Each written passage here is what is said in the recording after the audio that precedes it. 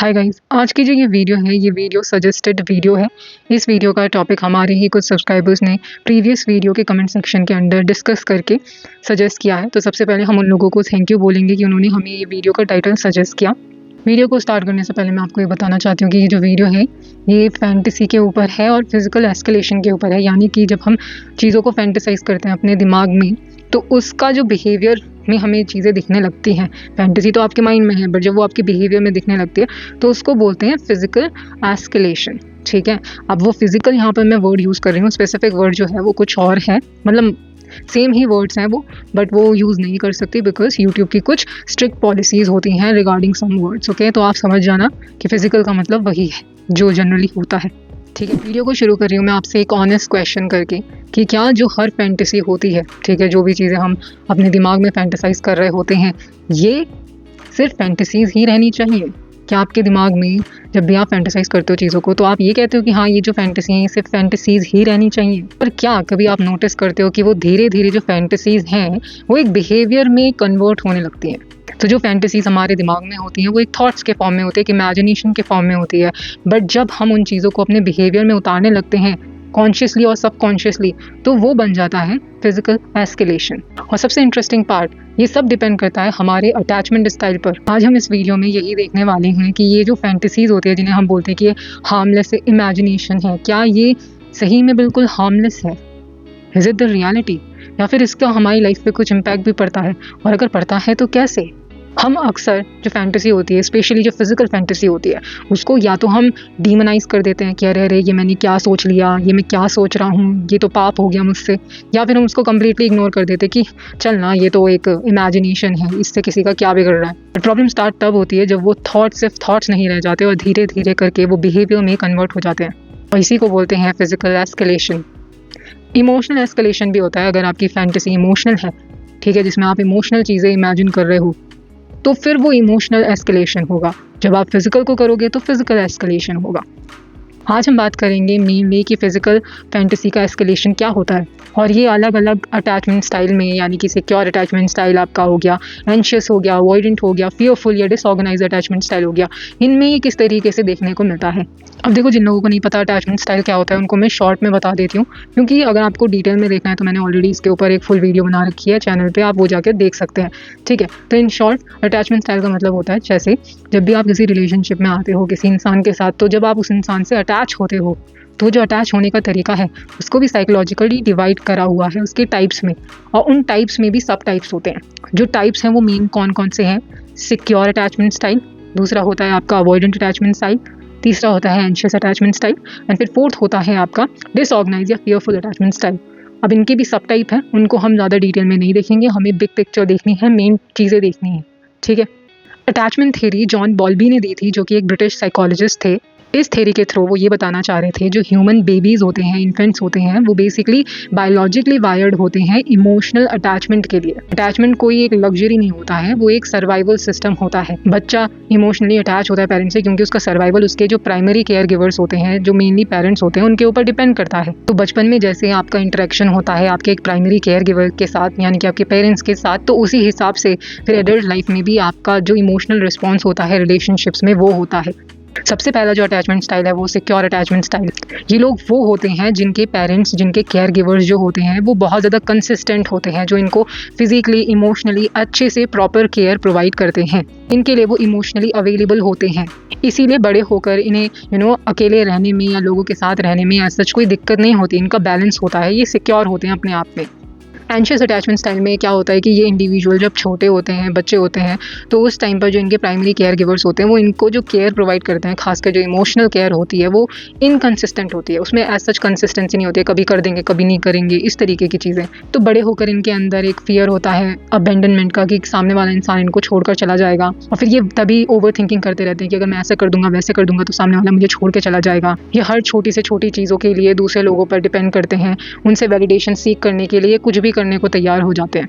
Avoidant attachment style में क्या होता है कि ऐसे जो इंडिविजुअल्स होते हैं ना, इनको बचपन में जो केयर मिली होती है, जो खासकर जो इमोशनल केयर होती है, वो डिस्टेंस होती है। इनके जो पेरेंट्स होते हैं, एक पेरेंट या दोनों ही पेरेंट जो होते हैं वो इनसे दूर रहते हैं, तो वो इनको वो इमोशनल केयर नहीं मिलती है। इसीलिए बड़े होकर इनके अंदर एक तरीके से इमोशंस को इतना ज़्यादा ये फील नहीं करते, ये फेस नहीं करते हैं, बेसिकली उसको अवॉइड करने की कोशिश करते हैं, उससे एस्केप करने की कोशिश करते हैं। सेम ये रिलेशनशिप्स में भी करते हैं, क्योंकि इनको इंटीमेसी से डर लगता है, तो इसीलिए वो जो कमिटमेंट होता है उससे भी बहुत ज़्यादा डरते हैं ये लोग। किसी भी तरीके की इमोशनल इंटीमेसी से ये लोग बहुत डरते हैं। जो डिसऑर्गेनाइज अटैचमेंट स्टाइल वाले लोग होते हैं, इनमें क्या होता है कि इनको बचपन में इनके अंदर जो डर आता है वो इनके पेरेंट्स के थ्रू आता है। इनके जो प्राइमरी केयर गिवर होते हैं उनके थ्रू ही इनके अंदर डर डाला जाता है, वही सोर्स होता है इनके फियर का। अब जो फियरफुल या डिसऑर्गेनाइज अटैचमेंट स्टाइल वाले लोग हैं ना, जब ये छोटे थे तो इनके जो प्राइमरी केयर गिवर्स होते थे उन्होंने वो क्या करते थे, कभी कभार इनको एकदम से ही बहुत ज़्यादा अटेंशन देते थे और कभी कभार एकदम से ही अपनी सारी की सारी अटेंशन छीन लेते थे और इनको ऐसा फील करवाते थे कि इन्होंने कुछ गलत कर दिया है, दैट्स वाई उनसे वो इमोशंस इनको नहीं देते थे। तो इनको ऐसा लगता है बड़े होकर कि ये सब चीज़ें जो हैं, जो रिलेशनशिप है सामने वाला से जो इनको अभी वैलिडेशन मिल रहा है, ये चीज़ नहीं मिलेगी अगर सामने वाला चेंज हो जाएगा। तो इसकी वजह से इनके अंदर क्या होता है, एक फियर होता है। इसीलिए इनके अंदर पुश एंड पुल वाला बिहेवियर होता है कि चाहेंगे रिलेशनशिप में आना लेकिन फिर भी कमिटमेंट नहीं चाहेंगे। So that is the thing. और ये कहीं इसके पीछे कोई रैशनैलिटी नहीं होता। इसका ये नहीं होता कि ये पहले किसी को जानने की कोशिश करें, नहीं, पहले जाएंगे एंशियस होके, फिर बाद में अवॉइड कर लेंगे। So this kind of things happens, ठीक है। तो इनका जो पैटर्न होता है वो बहुत ज़्यादा अनप्रेडिक्टेबल होता है। जैसे बाकियों का था, उनका एक टाइप में आपको देखने को मिलेगा, इनका डिसऑर्गेनाइज्ड है, ठीक है, कुछ भी हो सकता है। फैंटेसी मतलब दिमाग का प्राइवेट स्पेस, यानी कि इमेजिनेशन। सो इमेजिनेशन ही आपकी फैंटेसी हो गई, राइट। एस्केलेशन मतलब जो बिहेवियर आ गया उस चीज़ का, जो वो फैंटेसी थी, थॉट्स थे, अब वो आपके बिहेवियर में दिखने लग गए हैं। एस्केलेशन का मतलब होता है जब आपकी फैंटेसीज रिपीट होने लगती है, उसकी इंटेंसिटी बढ़ने लगती है, वही चीज़ आपके बिहेवियर में दिखने लगती है। जैसे आप अपनी बाउंड्रीज क्रॉस कर रहे हो, किसी इंसान की बाउंड्रीज क्रॉस करने लग गए अपने बिहेवियर के थ्रू, आप ऐसी चीज़ें करने लगे जिससे आपने सामने वाले की बाउंड्रीज भी हटा दी, अपनी बाउंड्रीज भी क्रॉस करने लग गए। और बाउंड्रीज क्या होती है, एक हेल्दी इंसान की हेल्दी बाउंड्रीज होती हैं। जब आप उसको क्रॉस करने लग जाते हो तो वो चीज़ अनहेल्दी बन जाती है। फिर आप इम्पल्सिव डिसीजंस लेने लगते हो जो आपके बायोलॉजी से ही आ रहा है, जिसमें आपने सोचा नहीं, आपने कॉन्शियस होकर नहीं सोचा एक पल बैठ के कि ये जो थॉट आ रहा है, इस पर जो मैं एक्ट करने वाला हूँ, ये सही भी है या नहीं है। बट आप बस इम्पल्सिव डिसीजंस लेने लग जाते हो, आप रिस्की चॉइसेस बनाने लग जाते हो, या आप ऐसे पैटर्न में फंस जाते हो जो बहुत ज़्यादा कंपल्सिव होते हैं। आप नहीं भी चाहते करना, बट आप करने लगते हो उन चीज़ों को। और देखो फैंटेसीज क्या है, फैंटेसीज थॉट्स हैं, इमेजिनेशन है। अब आप उसको तो कंट्रोल नहीं कर सकते ना कि क्या थॉट्स आएंगे आपके दिमाग में। हाँ, आप कॉन्शियसली चूज़ कर सकते हो, देख सकते हो कि एक ही चीज़ को आप बार बार सोचे जा रहे हो, 1 दिन 2 दिन 3 दिन 4 दिन 5 दिन, उस चीज़ को आप कंट्रोल कर सकते हो। बट फिर भी जो वो थॉट्स हैं, वो थॉट्स आने, वो अपने आप में एकदम गलत नहीं हो जाते, ठीक है। गलत तब हो जाता है जब हम जितना भी वो एस्केलेशन होता है वो बिहेवियर में आने लगता है हमारी, उसकी इंटेंसिटी बढ़ जाती है, उस चीज़ को जब इग्नोर कर देते हैं, वो ज़्यादा प्रॉब्लमेटिक होता है, वो रिस्की हो जाता है। तो इसीलिए हमें उन फैंटेसीज़ को भी नोटिस करना है, उनको भी ऑब्जर्व करना है कि ये जो चीज़ें हो रही हैं, इन चीज़ों को मैं बार बार क्यों सोच रहा हूँ। ठीक है, एक बार आ गई, लेकिन बार बार इन चीज़ों के बारे में क्यों सोचना है, व्हाट इज़ द रीज़न, उसके रूट कॉज को देखने की कोशिश करो। ये जो इमेजिनेशन है, ये इमेजिनेशन है, इसका रियलिटी से क्या लेना देना है। फिर उसके बाद नोटिस करो कि कहीं वो आपके बिहेवियर में तो नहीं आ रही है, कहीं वो चीज़ आपके बिहेवियर में आके आपकी डिसीजंस को तो इन्फ्लुएंस नहीं कर रही है। जो सिक्योर अटैचमेंट वाले लोग होते हैं ना, वो फैंटेसीज़ को एक क्यूरियोसिटी के साथ देखते हैं, एक इंटीमेसी के साथ देखते हैं, वो उसे समझने की कोशिश करते हैं रादर देन जस्ट इम्पल्सिव होकर उस चीज़ पे एक्शन ले लेना। उनके लिए फैंटेसी और रियलिटी के बीच में एक क्लियर लाइन होती है। अगर उनको अपनी फैंटेसीज़ को रियल लाइफ में एक्सप्लोर भी करना होता है तो वो उसको अच्छे से सामने वाले से कम्युनिकेट करके तब करते हैं, सामने वाले का कंसेंट लेके करते हैं, सामने वाले को और ख़ुद को इमोशनली सेफ फील करवा कर उस चीज़ को एक्सप्लोर करने की कोशिश करते हैं, देखने की कोशिश करते हैं रियलिटी में। फैंटेसी उनके लिए एक एक्सप्रेशन है कि उनके दिमाग में एक एक्सप्रेशन आया, फिर वो देखते हैं कि वो जो दिमाग में आया है तो वो इमेजिनेशन, अब उसको देखने चलते हैं कि जिस चीज़ से we are getting so much attracted, क्या वो चीज़ रियलिटी में वैसी है।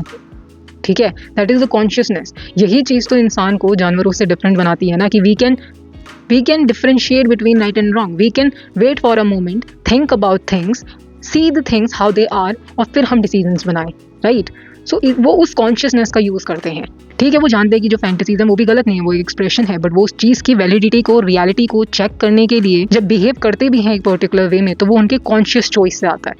ठीक है, उनके दिमाग में थॉट आया, बट उस थॉट को कैसे उसको बिहेवियर में लाना है वो कॉन्शियसली चूज़ करते हैं।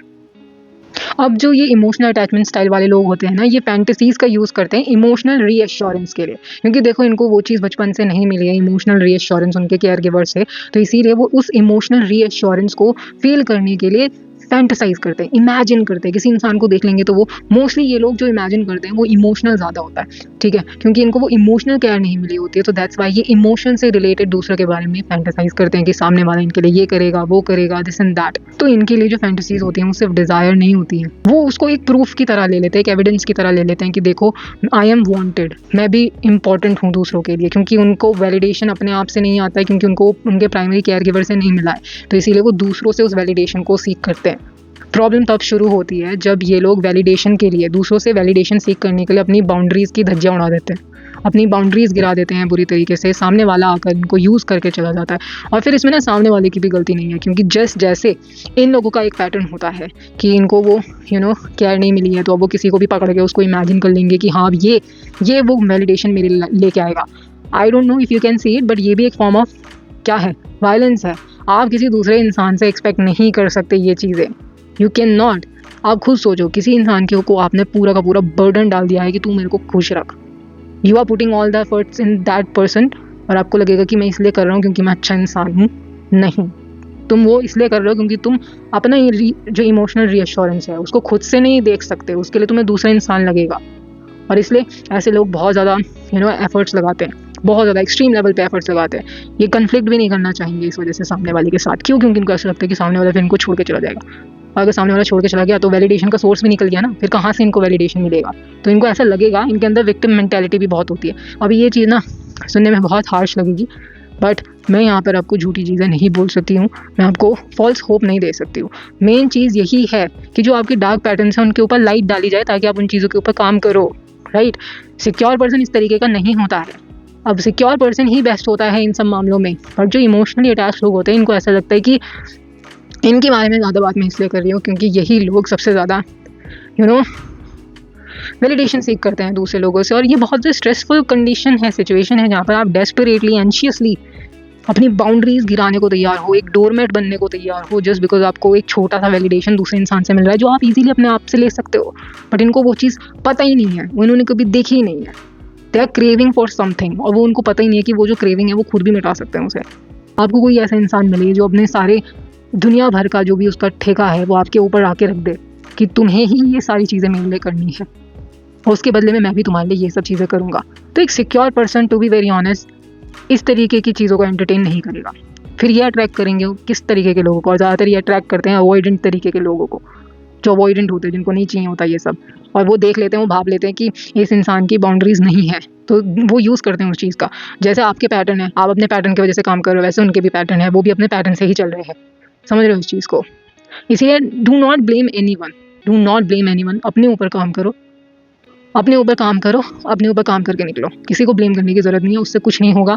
उससे आपको लगेगा कि आप कॉन्शियस होकर वो कर रहे हो, कॉन्शियस होकर नहीं कर रहे हो। अगर आप कॉन्शियस होते तो आप देखते कि आप में और दूसरे में इतना अंतर नहीं है। किसी में भी कोई इतना महान नहीं होता, चाहे कोई कितना ही ज़्यादा ज्ञानी हो जाए, उसके अंदर भी वो टेंडेंसीज होती हैं कहीं ना कहीं, तभी तो वो समझ सकता है ना उन चीज़ों को। That's the thing. बहुत ज़्यादा ज्ञान दे दिया मैंने, ठीक है, बट मतलब अगर आप इन चीज़ों पे काम कर लोगे ना, ट्रस्ट मी, आपकी लाइफ में इतनी जो कन्फ्लिक्ट्स हैं, इतनी जो सफरिंग है, ये सब नहीं होगा। Trust me on that. और कोई उस चीज़ की कमी नहीं पूरी कर सकता। इवन अगर आपको बहुत देवता तुल्य इंसान भी मिल जाए, वो भी आपके साथ 24 घंटे नहीं रहेगा। जो वो होल है, जो लैक का फीलिंग है, वो आपके अंदर है, वो बाहर नहीं है। जो सामने वाला बाहर से कर दे वो आपको ही देखना है। हर इंसान चाहे कितना ही परफेक्ट लगे, उसके भी फ्लॉज होते हैं। अंडरस्टैंड दिस, ठीक है। सो डू नॉट जज एनीवन, और अपनी हीलिंग पे काम करो, फिर आप इजीली चीज़ों को कर पाओगे। जो ये एंशियस अटैचमेंट स्टाइल वाले लोग होते हैं ना, इनमें जो एस्केलेशन का रूट कॉज होता है ना, वो डिज़ायर नहीं होता है, जैसे फिजिकल वाली चीज़ें नहीं होती हैं यहाँ पे। मेन होता है फियर, जो इनका बचपन से आ रहा होता है। अब बात करते हैं अवॉइडेंट अटैचमेंट स्टाइल वाले लोगों की। अवॉइडेंट लोग इंटीमेसी से अनकंफर्टेबल होते हैं, जैसे मैंने पहले बताया आपको, इसीलिए क्योंकि इनको रियल लाइफ में वो इंटीमेसी नहीं चाहिए होती है, तो फैंटेसी इनके लिए एक एस्केप हो जाता है, ठीक है। क्योंकि फैंटेसी में इनको अपनी वो vulnerability real life situation, relationships की तरह फेस नहीं करनी पड़ेगी, राइट। यहाँ पर तो अकाउंटेबिलिटी किसी को ही नहीं देनी है, खुद इमेजिन करते रहो, कुछ भी डे ड्रीमिंग करते रहो। इसीलिए क्या करते हैं, ये अपने थॉट्स में ज़्यादा रहने लगते हैं, फैंटेसीज में ज़्यादा रहने लगते हैं, और अगर इनके रियल लाइफ रिलेशनशिप्स भी होते हैं तो वो भी ख़राब होने लगते हैं। वो दूसरे अटैचमेंट स्टाइल में भी होता है, एंशियस में भी होता है वो, उसकी मैं अभी आपको केस स्टडी भी बताऊंगी, ठीक है। कुछ स्टडीज़ हैं कंडक्ट करवाई गई हैं, वो भी डाटा दे दूंगी, बट वो सब में होता है, बट इनमें थोड़ा ज़्यादा देखने को मिलती है वो चीज़, क्योंकि इनको रिलेशनशिप कमिटमेंट वगैरह से फोबिया काइंड ऑफ चीज़ होती है ज़्यादा, ठीक है, उसको अवॉइड करने की कोशिश करते हैं, इसलिए फैंटेसीज़ में ज़्यादा चले जाते हैं। तो इसीलिए जो एस्केलेशन होता है इनमें बहुत ज़्यादा हो जाता है और ये लोग फिर बहुत ज़्यादा फैंटेसीज़ में इतने खो जाते हैं, क्योंकि फैंटेसीज़ में इनको ऐसा लगता है यहाँ पे इनको किसी को कोई अकाउंटेबिलिटी देनी ही नहीं है, तो रियल लाइफ सिचुएशन से ये बहुत ज़्यादा दूर हो जाते हैं। तो जो ये एस्केलेशन होता है, ठीक है, ये क्या होता है, ये इनके लिए एक टूल बन जाता है रियलिटी से भागने का, और ये टूल भी बन जाता है इंटीमेसी से भी भागने का। आसपास के लोगों के साथ जो इंटीमेसी होती है, इनका इमोशनल क्लोजनेस होती है, वो बहुत कम हो जाती है। तो इसीलिए इनके लिए जो फैंटेसीज़ होती है वो प्रोटेक्शन होती है रादर देन कनेक्शन। और जो डिसऑर्गेनाइज अटैचमेंट स्टाइल वाले होते हैं ना, इनमें अट्रैक्शन और फियर दोनों हैंड इन हैंड चलता रहता है, साथ साथ चलता रहता है, क्योंकि इनमें पुश एंड पुल वाला बिहेवियर जो होता है वो सब मैंने बता दिया। तो उस वजह से ये सब चीज़ें इनमें होती है कि कभी इन्हें अट्रैक्शन भी है और इनको वो फियर भी है। इसीलिए यहाँ पर जो फैंटेसी का और एस्केलेशन का पैटर्न होता है ना, वो बहुत ज़्यादा अनप्रिडिक्टेबल होता है। आप कह नहीं सकते कि एक तरीके का होगा, वो कुछ भी हो सकता है, अनप्रिडिक्टेबल है, कभी भी कुछ भी हो सकता है यहाँ पर। तो इसीलिए कभी कभी फैंटेसीज यहाँ पर कंफर्ट बन जाती हैं और कभी कभार वही गिल्ट का, शेम का ट्रिगर बन जाती हैं। यहाँ पे जो एस्केलेशन होता है ना, वो बचपन के जो अनप्रोसेस्ड ट्रॉमा होता है, जो इन्होंने प्रोसेस नहीं किया होता है, वहाँ से आता है रादर देन एक कॉन्शियस डिज़ायर से, जो कि सिक्योर अटैचमेंट स्टाइल में होता है। इंडिया में जो अमिटी इंस्टीट्यूट है साइकोलॉजी का, उन्होंने रिसर्च किया है मैल अडेप्टिव डे ड्रीमिंग के ऊपर। इसमें क्या होता है कि जो लोग होते हैं वो रिपीटेटिव फैंटेसीज में, डे ड्रीमिंग में इतना ज़्यादा डूब जाते हैं कि उसके वजह से उनकी जो लाइफ होती है, रियल लाइफ होती है, वो अफेक्ट होने लगती है। उन्होंने ये चीज़ नोटिस की कि जो लोग इनसिक्योर अटैचमेंट स्टाइल वाले होते हैं, यानी कि सिक्योर अटैचमेंट स्टाइल को छोड़कर वो जो बाकी तीनों कैटेगरीज हैं, एंशियस, अवॉइडेंट एंड आपका फियरफुल एंड डिसऑर्गेनाइज वाली, ये सब जो होते हैं इनके अंदर डे ड्रीमिंग सबसे ज़्यादा, मैल अडेप्टिव डे ड्रीमिंग सबसे ज़्यादा इंटेंस होती है, जो कि फिजिकल फैंटेसी को भी कंपल्सिव बना देती है। और कोई भी चीज़ उसकी लिमिट से ज़्यादा सही नहीं होती है, वो अनहेल्दी हो जाती है, because then you can't consciously see it. आप फिर उसको सोच समझ कर उस पर रिएक्ट नहीं करोगे, डिसीजंस नहीं लोगे उस चीज़ के ऊपर। जब आपकी इमेजिनेशन आपकी इमोशनल नीड्स का रिप्लेसमेंट बन जाती है, तो एस्केलेशन का जो रिस्क होता है वो बहुत ज़्यादा बढ़ जाता है। ये सब तो ठीक है, बट हमें पता कैसे लगेगा कि जो हमारी फैंटेसीज हैं वो एक अनहेल्दी डायरेक्शन में जा रही हैं? इसके कुछ साइंस है। पहला साइन है कि आप जो इंटेंसिटी है, जो आपके अंदर वो इम्पल्सिवनेस है, उस चीज़ को आप कंट्रोल नहीं कर पा रहे हो। आप अपने जो बॉडीली अर्जेस हैं, फिजिकल अर्जेस हैं, उनके इम्पल्सिवनेस की वजह से ऐसे डिसीजंस ले लेते हो जो रिस्की हैं, जो आपको नहीं लेने चाहिए थे, जो आपको प्रॉब्लम में डाल सकते हैं। तो अगर आपको ऐसा लग रहा है कि आप अपनी फैंटेसीज को कंट्रोल नहीं कर पा रहे हो बिहेवियर में कन्वर्ट होने में, तो वो एक साइन है कि आपकी जो फैंटेसीज हैं वो एक अनहेल्दी डायरेक्शन में जा रही हैं। दूसरा साइन है कि आपकी जो डेली लाइफ है, राइट, आपका जो वर्क है वो उस चीज़ से सफ़र हो रहा है, आपकी लाइफस्टाइल उस चीज़ से सफ़र हो रही है, आपकी हेल्थ उस चीज़ की वजह से सफ़र हो रही है, या फिर जो आपके रिलेशनशिप्स हैं वो इन सब चीज़ों की वजह से, इस फैंटेसी एंड एस्केलेशन की वजह से सफ़र हो रही है। थर्ड साइन है कि आपके अंदर रिपीटेड गिल्ट होना, रिपीटेड शेम होना, कि आपको जब भी ये सब आप करते हो तो आपके अंदर बहुत ज़्यादा गिल्ट होता है, गिल्ट की भावना होती है, शेम की भावना होती है। तो वो कहीं ना कहीं आपकी मेंटल हेल्थ को अफेक्ट करेगा जब आप इतना ज़्यादा नेगेटिवली अपने बारे में सोचोगे। तो इन दैट केस ऑल्सो आपको एक बार चेक करने की ज़रूरत है कि ये चीज़ अनहेल्दी हो रही है, कि आपकी जो फैंटेसीज हैं वो सिर्फ एक हार्मलेस चीज़ नहीं रही है, हार्मलेस इमेजिनेशन नहीं है, वो एक क्या बन चुकी है, वो एक अनहेल्दी चीज़ बन चुकी है। फिफ्थ है कि जो आपकी बाउंड्रीज है ना, वो बहुत बार क्रॉस हो रही हैं। आप क्या कर रहे हो कि आप उन सब चीज़ों के आवेश में आकर अपने एस्केलेशन की वजह से आप क्या कर रहे हो, आप ऐसे चॉइसेस ले रहे हो जो रिस्की हैं। आप अपनी भी बाउंड्रीज़ को क्रॉस कर रहे हो, आप सामने वाले की बाउंड्रीज़ को भी क्रॉस कर रहे हो। आपको बस अपनी अर्जेस को कंट्रोल करना है, उसके लिए आप ऐसे ऐसे बिहेवियर कर रहे हो जो सामने वाले को सही नहीं लगता है और जो आपके लिए भी सही नहीं है। आप अपनी बाउंड्रीज़ भी क्रॉस कर रहे हो, तभी तो आप दूसरे इंसान की भी बाउंड्रीज़ की डिसरिस्पेक्ट कर रहे हो। सिक्स साइन है कि जो आपकी फैंटेसीज है ना, वो सिर्फ एक एस्केप बन चुकी है। आप सिर्फ उसको इसलिए कर रहे हो ताकि आपको रियल लाइफ चीज़ों को फेस ना करना पड़े। और अगर आप रियल लाइफ चीज़ों को, रियल लाइफ प्रॉब्लम्स को फेस नहीं करोगे तो फिर आपकी लाइफ ख़राब होगी। वाई? क्योंकि रहना आपको रियल लाइफ के अंदर ही है, चाहे आप कुछ भी कर लो। आप माइंड में हो सकता है किसी दूसरी दुनिया में रहो, बट रियलिटी तो यही है, रहना तो यही है। अब देखो, एक चीज़ ध्यान से समझना कि फैंटेसीज़ को समझना है, सप्रेस नहीं करना है। अगर आप सोच रहे हो कि ये चीज़ पाप है, डीमोनाइज कर देते हो इस चीज़ को, फिर उसके बाद आप उसको दबाने की कोशिश करते हो कि मैं बिल्कुल नहीं सोचूंगा, वो भी आपके माइंड में असर डालेगी, क्योंकि आप उसको दबा रहे हो, आप उसको फेस नहीं कर रहे हो, वो कहीं नहीं जाने वाली है।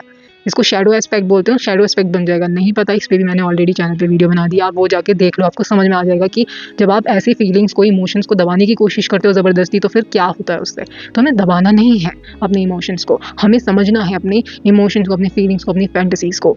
तो एस्केलेशंस को जज नहीं करना है, उसको समझना ज़रूरी है। और अटैचमेंट स्टाइल को ब्लेम नहीं करना है, उसको हील करना ज़रूरी है। Remember this. आप गलत नहीं हो, लेकिन अगर आपके पैटर्न्स आपको कंट्रोल कर रहे हैं तो फिर उस टाइम पे रुकना, उनको देखना, समझना, ये सब एक स्ट्रेंथ है। अगर आप ये सब कर सकते हो तो आप पावरफुल हो, आपके अंदर वो स्ट्रेंथ है और वो सब में होती है। It is about your conscious choice कि आप क्या चूज़ करते हो, इग्नोर करना या उसको फेस करना। इवन इफ आप उस चीज़ को इग्नोर करोगे तो वो चीज़ आगे जाके आपकी मेंटल हेल्थ को बहुत ज़्यादा डिटेरियोरेट करेंगी। और मे बी आप अभी इस चीज़ को ना समझो, लेकिन बाद में आप समझोगे, पर बाद में मे बी आपकी उतनी कंडीशन ना रहे कि आप उन पर काम कर सको। चीज़ें जब छोटी होती है तब आप इजीली उन पर काम कर सकते हो, जब वो आपके हाथ से बाहर जाने लगती हैं और ज़्यादा, तो वो एक पैटर्न बन जाती है और वो खुद ब खुद होती हैं, फिर आप ज़्यादा कुछ नहीं कर सकते। इसीलिए वो नौबत आने मत दो। आई होप ये वीडियो आपके लिए यूज़फुल थी। अगर आपको ये वीडियो पसंद आई हो तो वीडियो को लाइक कर देना, चैनल को सब्सक्राइब कर देना। मिलती हूँ आपसे नेक्स्ट वीडियो में। और हाँ, नेक्स्ट वीडियो फिलॉसफी से रिलेटेड होगी, क्योंकि बहुत टाइम से मैंने फिलॉसफी से रिलेटेड कोई वीडियो नहीं बनाई है। सो मिलती हूँ आपसे नेक्स्ट वीडियो में। तब तक के लिए टेक केयर, बाय बाय।